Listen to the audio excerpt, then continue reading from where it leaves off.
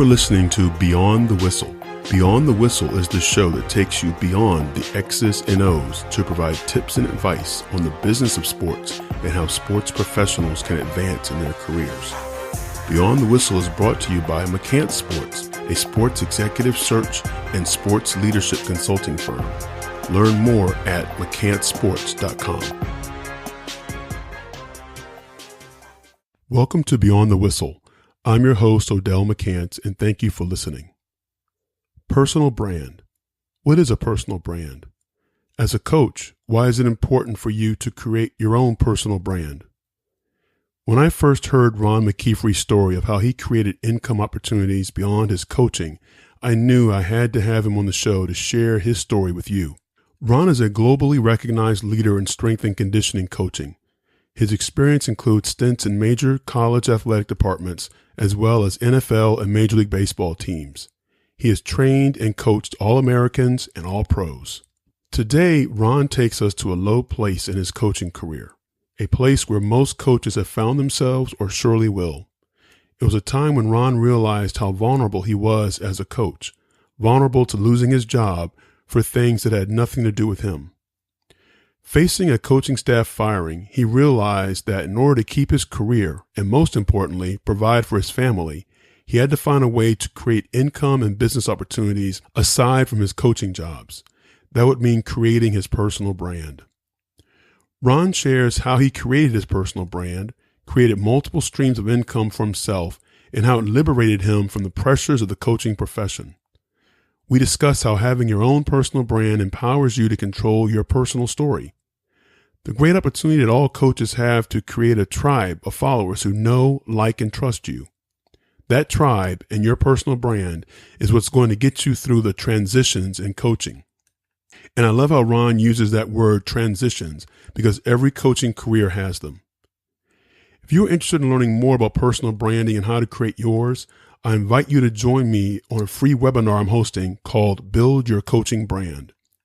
Not a coaching style. That's your defensive philosophy. If your teams play up-tempo, those are not personal brand terms. Those are coaching terms. On the webinar, we're going to share how you create your personal brand. To control your personal story, create multiple sources of income, protect yourself from those transitions of coaching, and most importantly, help empower your own career. To register for my webinar, Build Your Coaching Brand, go to buildyourcoachingbrand.com. There's a link in the show notes. Lastly, during my conversation with Ron, I incorrectly state the name of his podcast. Ron's podcast is Iron Game Chalk Talk. You can find it in your podcast player, and there is a link in the show notes. My apologies to you and Ron, and I highly encourage you to listen to the show. Also, during our conversation, one of Ron's dogs can be heard in the background. I edited out most of it, but decided to keep some of it because, one, Ron was speaking to something I know you need to hear, and two, I expect a big strength coach like Ron to have a big dog. So with that, I share with you my conversation with Ron McKeefery on building your personal brand. Welcome to Beyond the Whistle. I'm your host, Odell McCants, and thank you for listening. My guest today is Ron McKeefery, Vice President of Performance and Education for PLAE Performance, a leader in the design of sports flooring. Prior to his current role, Ron had an illustrious career as one of the leading strength and conditioning coaches in the country at both the collegiate and professional level. Ron's professional coaching career included serving on the staffs of the Cincinnati Bengals and Tampa Bay Buccaneers of the NFL and Major League Baseball's Kansas City Royals.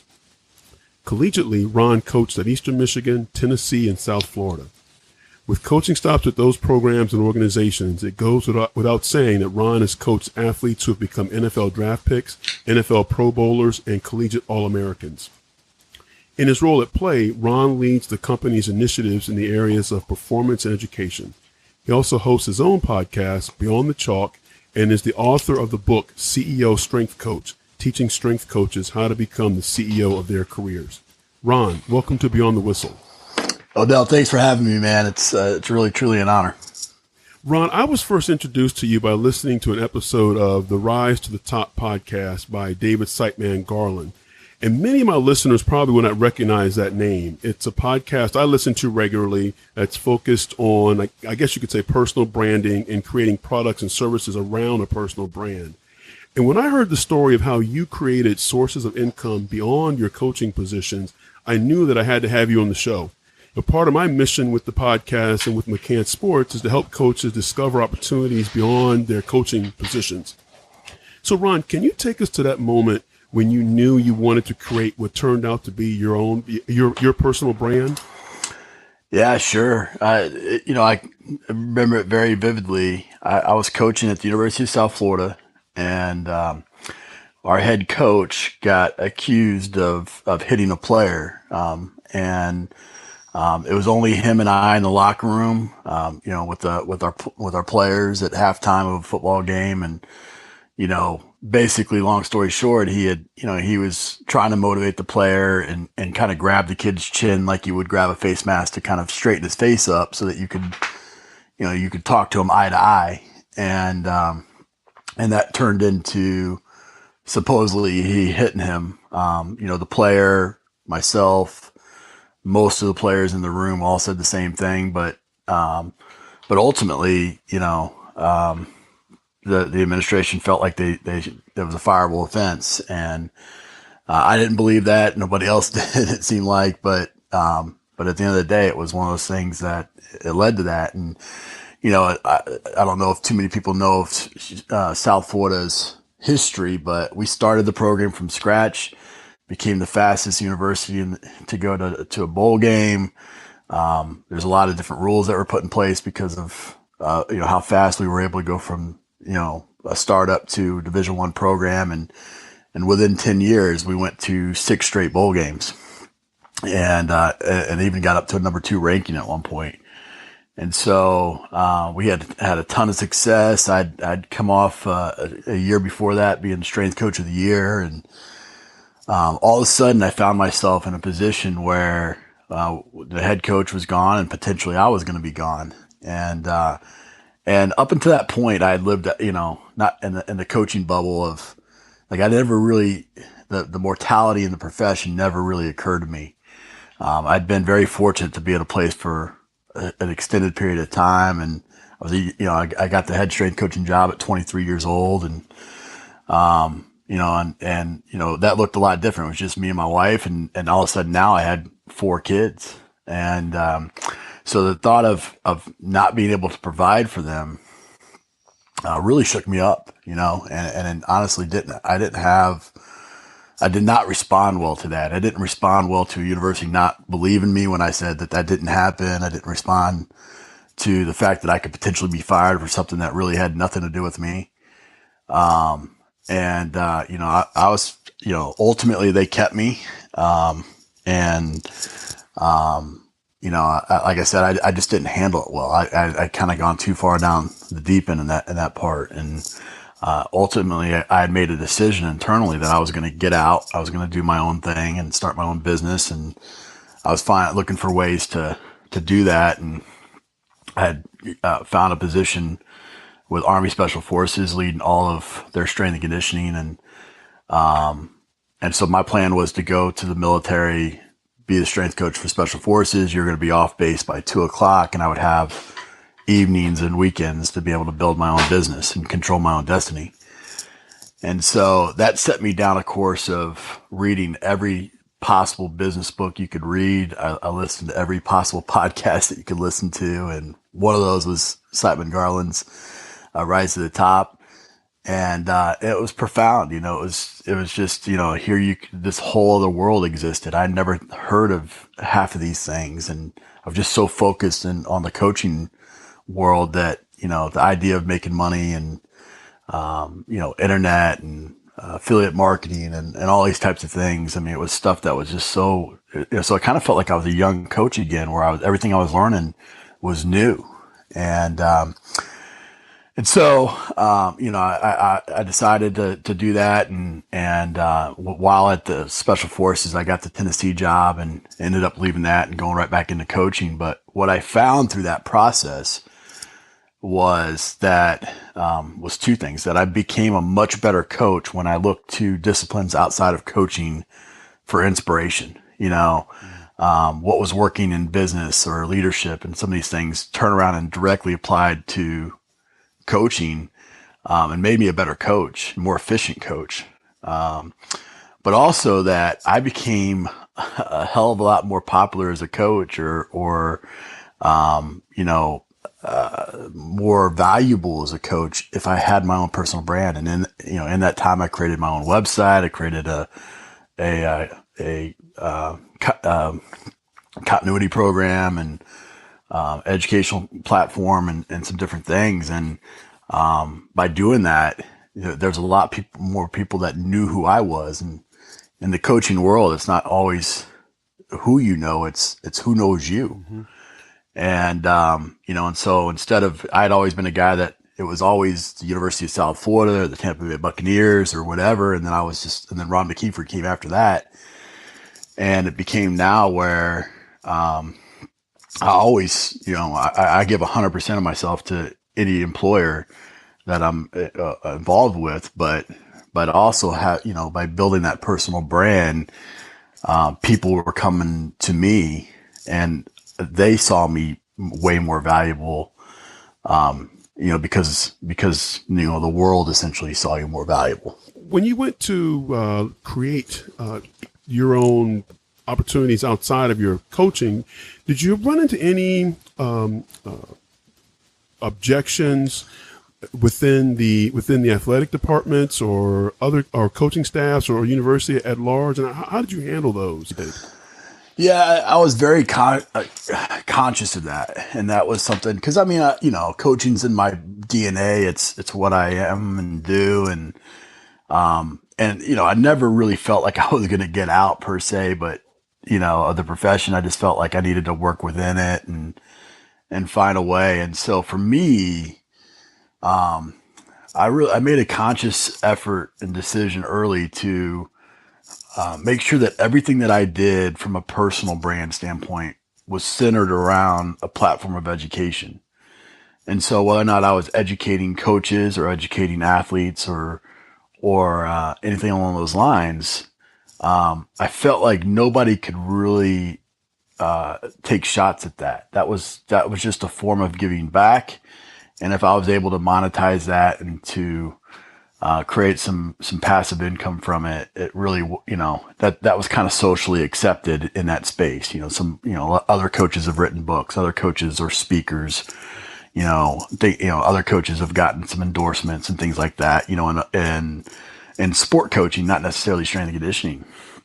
And so I felt like if I could always make sure that I was providing educational opportunities and educational resources, then if I was confronted about making additional income, I felt like it would be a hard position for the organization or the university to say, you can't go help other coaches, and I made sure that I never, tried to double dip. I made sure that I never,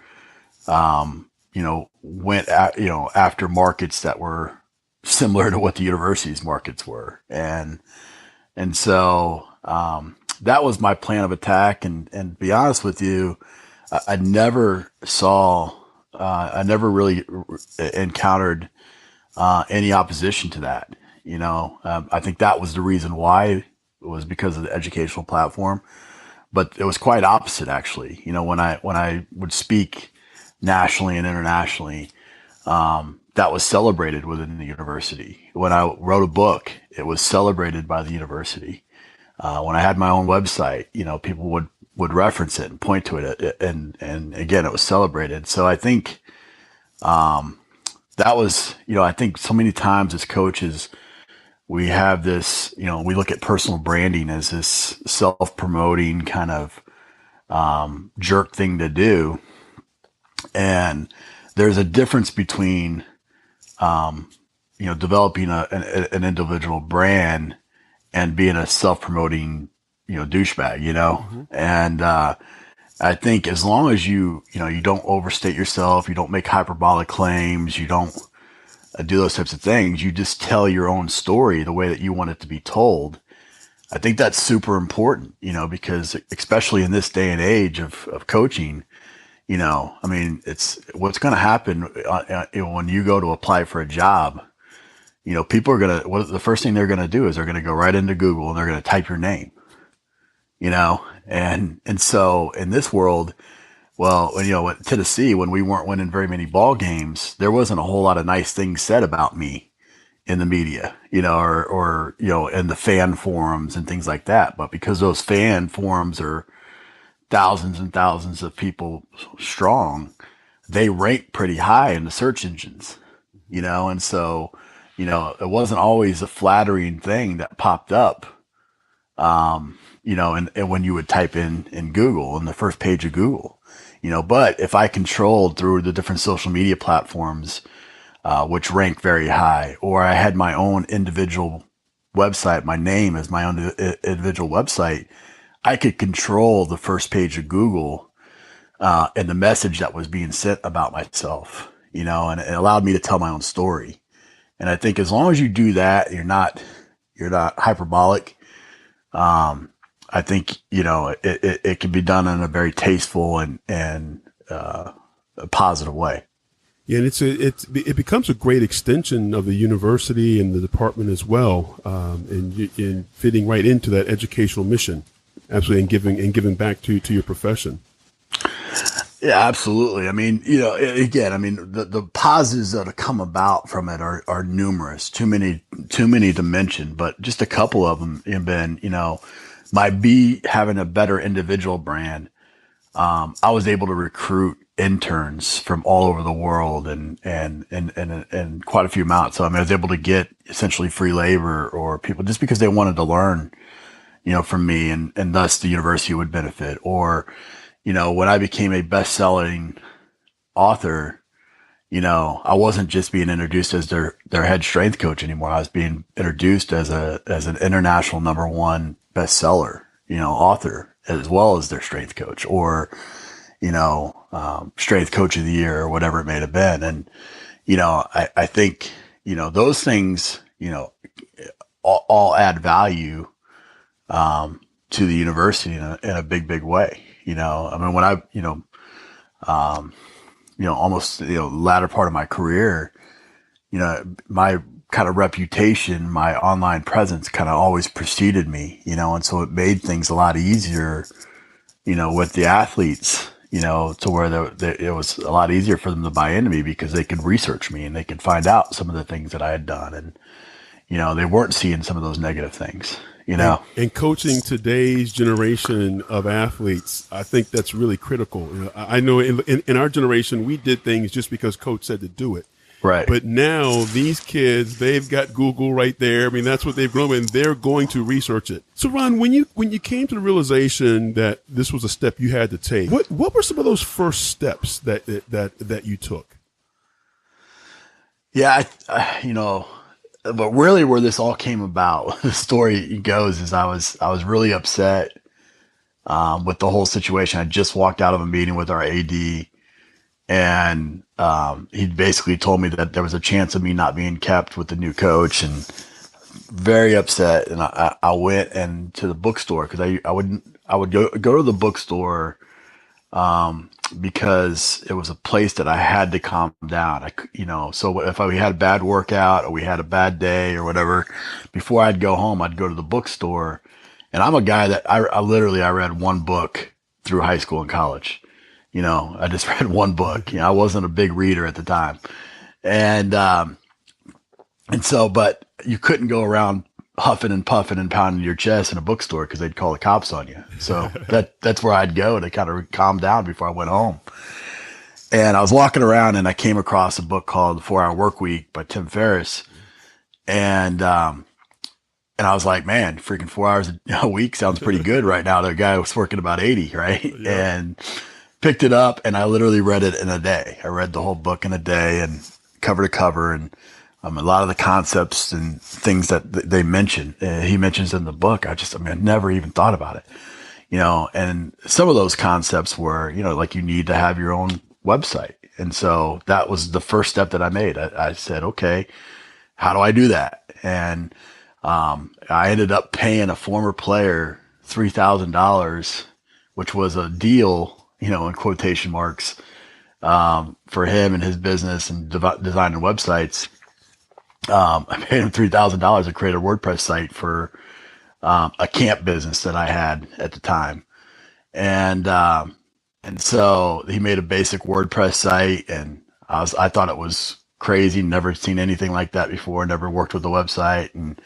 But as I started learning it, I was like, man, I wonder if I can do this, And so I ended up creating my own website with my own name and trying to replicate it as best I could of that site. And I essentially made the same website as he had made for like $50. Mm-hmm. And so it started with a website. It started controlling, actually creating social media. I didn't have social media accounts at that time. I thought it was the stupidest thing in the world. I really did. I started kind of trying to identify maybe some services that I could provide that was passive, income. And so speaking was big. Camps were big. Things like that. And, affiliate marketing was something that was different, which is basically promoting other people's products and getting a commission off of that. And so those were the things that I kind of centered around as like, I basically just put on this website, and I essentially started kind of a daily journal. I just kind of journaled the things that were happening in my life, be it work or home, on my personal website. And I started to build what has become a tribe. And I think that's probably the biggest thing that I would recommend to coaches is that tribe, those people that know, like, and trust you. That's what's most important in the coaching world. And the bigger your tribe is, the better you're prepared for those moments of transition. Because if you're in coaching, it's not if, it's when you get fired.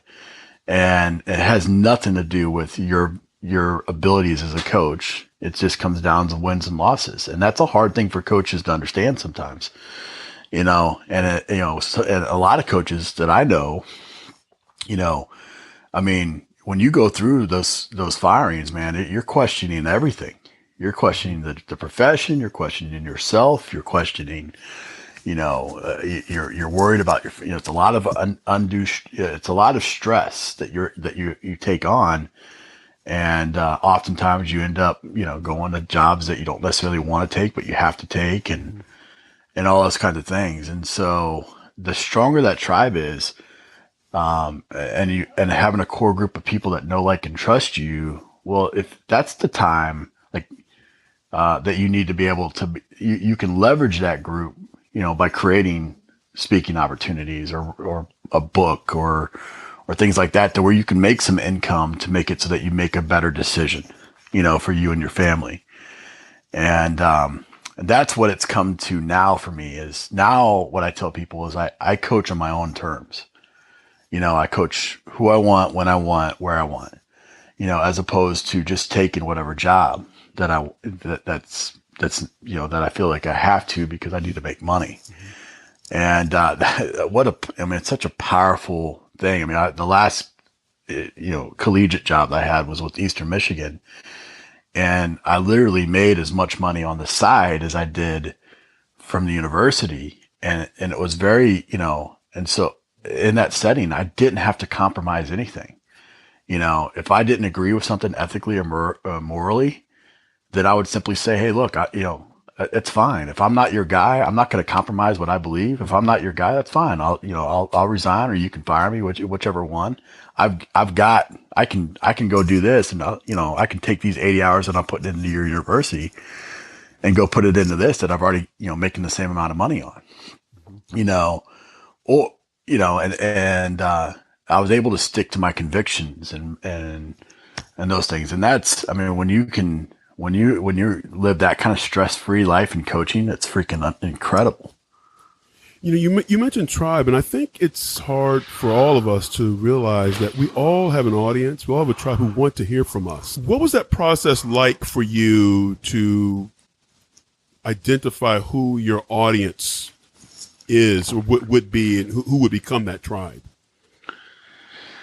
Yeah, I think that's a great question. And I think it's one of those that you have to define pretty early so that you can make your efforts and your time as efficient as possible, because you don't have a lot of time.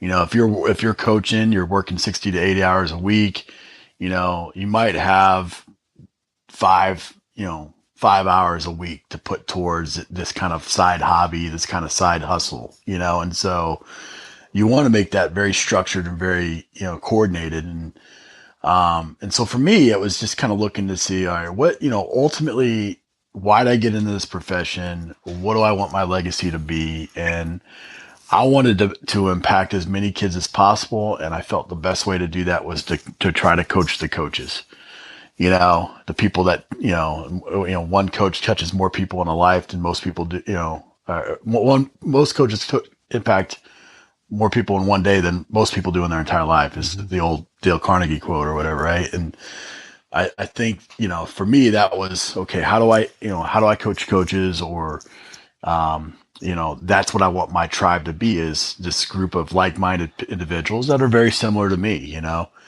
and so I identified that and, went down the route of, all right, now how do I best get my message out to those coaches?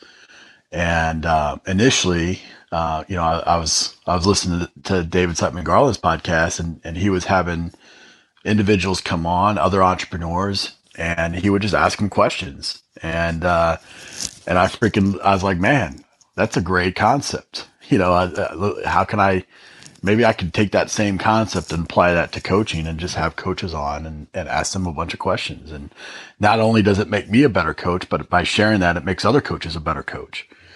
And so that was the route that I went down, and to start building that tribe of coaches.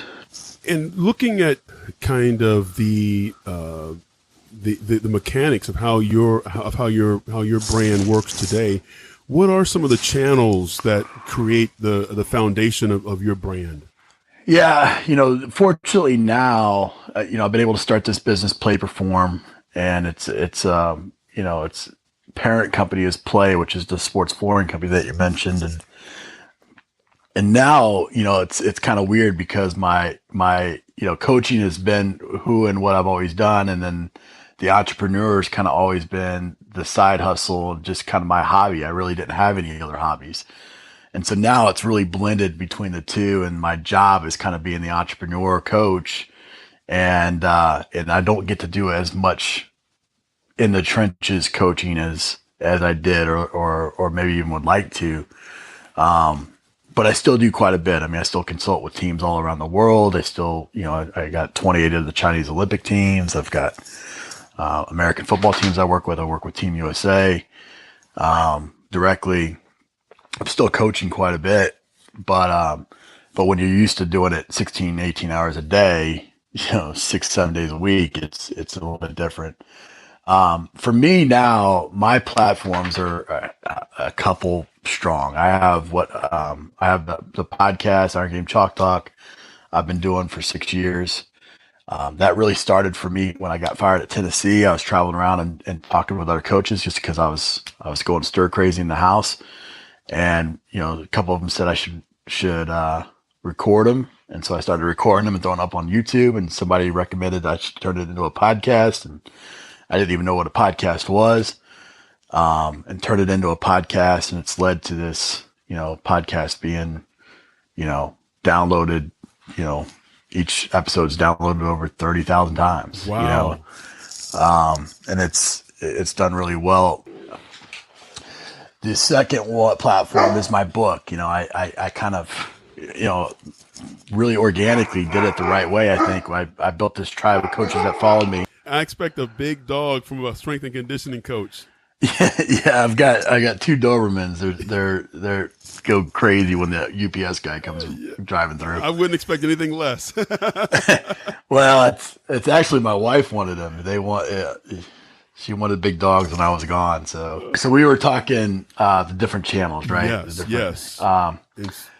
Starting the podcast. So I was talking about the podcast, and I did it pretty organically, the right way, which was I kind of built an audience through the podcast, which gave me an audience to market my book when I wrote my book too. And I didn't realize that at the time, but that was an important step. I mean, if I would have wrote a book, the average book sells, in its life, typically 100 to 300 copies, that's out there. And that's not very many, especially if you're trying to make money off of it, and, but the average bestseller or Amazon, bestsellers, typically between 3,000 and 5,000. And then the average, kind of New York Times bestsellers, 30 to 50,000. And, by having that audience, I was able to get on the bestseller list and then do it internationally and, all those types of things. But now, because the book has been organically out there, the book has become a channel to get people to kind of point back to me as well. And then I think the speaking, I think a lot of coaches do speak in pretty regularly, and, they don't think about the opportunity that exists there, and nor do they think about the opportunity that exists. What if you were just an entrepreneur off the street, to have the access or the opportunity to have the network and stuff that exists in college or pro athletics. Most entrepreneurs would kill for that, and coaches have it easily. When I first took the job at Tennessee, this is really when I was still very young into the entrepreneur space, and very concerned about how that would be perceived. When they announced me, I went from 1,000 followers on Twitter to 10,000 in like an hour. Wow. And, just because there's so many fans that are interested in that, and who their strength coach is and things along those lines. And, not all those coaches would have been, or not all those fans would have been people that would have stuck around or bought something from me or anything like that long after Tennessee. But that that social reach is important. And I ended up deleting my account because I was scared of how it would be perceived. But I think we as coaches have that's the plan. That's the thing we have right now, or why you're coaching that is so strong, is that you have this social reach, and you got this big engine and platform around you that most entrepreneurs don't have. And so if you're focused on building your tribe right now, that's great. And then in those moments of transition, now you can find ways to try to leverage that tribe. And as long as you're building a relationship with them throughout, then whatever that product becomes, camps, clinics, videos, book, a podcast, whatever that product becomes, now you have at least an audience of people that you can reach out to and try to get them to, become customers or whatever you want to say. And I think so many times we wait, we think that we have all these, I think if you asked most coaches and you said, what are you going to do if you're not coaching? Most would say, well, I'll, at least in strength and conditioning, they'd be like, well, I'll start my own business. I'll just go open my own gym. And, two problems with that exist are really, most of those people don't understand the business part of running a gym, and the challenges that come with that. And then the other part is, like, if you have no audience, you have no following, then you have to start to build that from scratch. And that's hard to do as well, And so if you don't have anybody coming to the gym and then you don't know how to run the gym itself, you're probably going to fail, and so you have to start to build some of those skill sets at the same time, if that is your backup plan, and like I said earlier, if you're building additional skill sets on,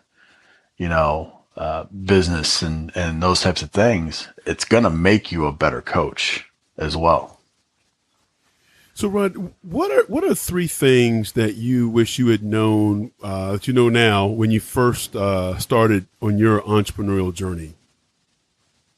Yeah, I think the first thing would be that, like I said, there is a difference between doing it in a self-promoting way and doing it in a wholesome way. And I think I was so fearful that people would look at it as me being trying to be self-promoting, and the opposite was true. It was, it was more celebrated than it was pointed to. The second thing is that there always, no matter what, there's always going to be haters. There's always going to be people that don't understand it, that are going to take shots and this, that type of the other. And, ultimately you're there to be a resource to the people that make up your tribe. And as long as you know in your heart of hearts of what you're doing is that you're actually trying to bring value and bring good to the world, then it doesn't really matter, and you're never going to please everybody. I think that's just in coaching. You understand that probably a little bit better than most, anyways. You should know that. I was thinking the same thing. Yes. And I think the last thing is that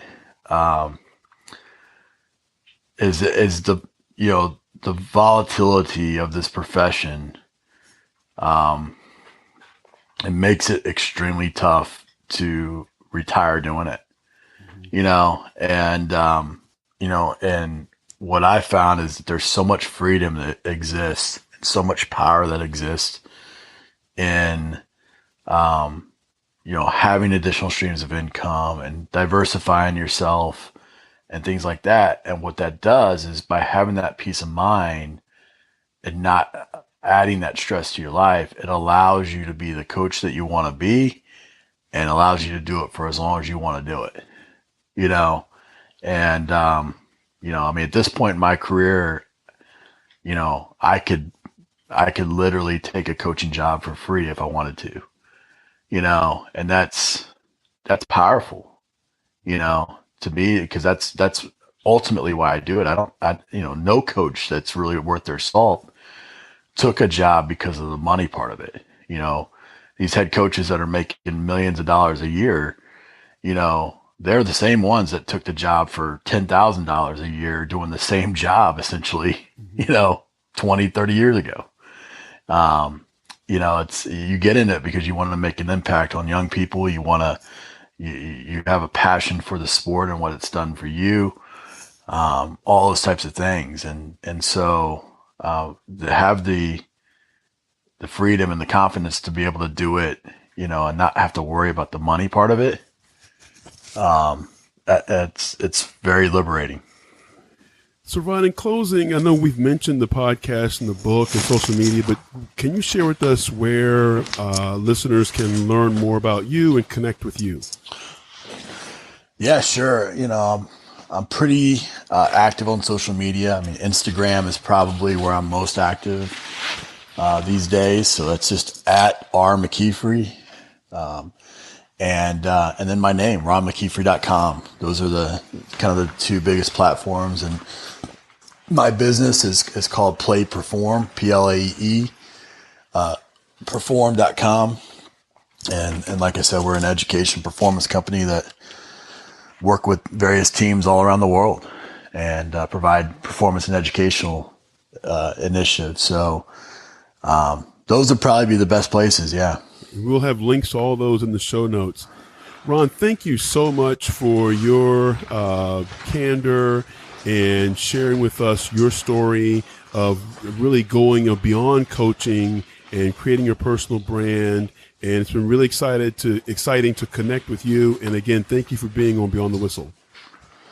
Absolutely. And thank you for what you're doing for the coaching community. I know how much work goes into putting on these types of podcasts and putting out these resources. And then more importantly, the message. I mean, coaches that go through, when you go through the coaching profession and you go through those moments of transition, it's very stressful, and it's hard on a family, and it's broken a lot of families, and it's broken a lot of coaches. And you talking about these types of topics on a regular basis starts the conversation to hopefully coaches, preparing for those in a little bit better way. So thanks so much for what you're doing as well. I can't thank Ron enough for sharing his personal story.